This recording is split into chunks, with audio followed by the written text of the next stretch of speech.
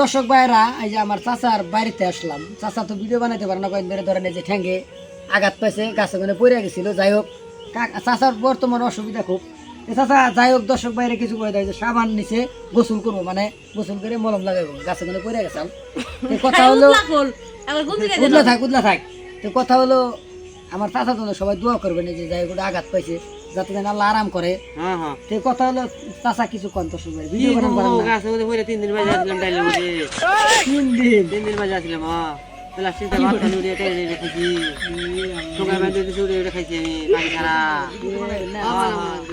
খাওয়া দাওয়া করছেন? খাওয়া দাওয়া করছি কাল সন্ধ্যাবেলা। কি দিয়ে খাওয়া দাওয়া করলেন? আধা ভাত খেয়েছি।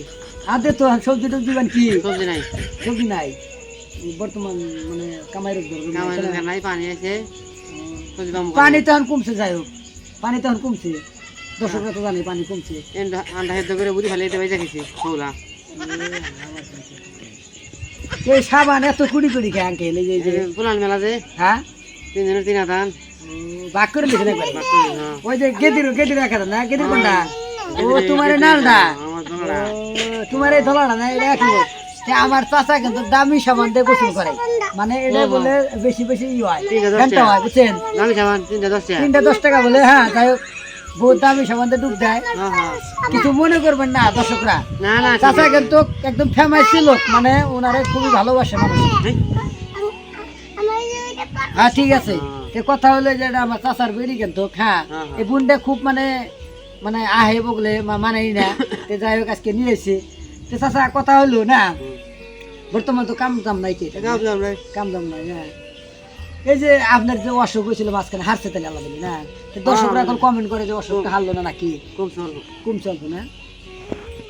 চেহারা পাতি তলা দিলে ওষুধ পানি ভিটামিন খাইতেছেন না? ভিটামিন খাইতেছি না, ফার্মেসি একবার খাই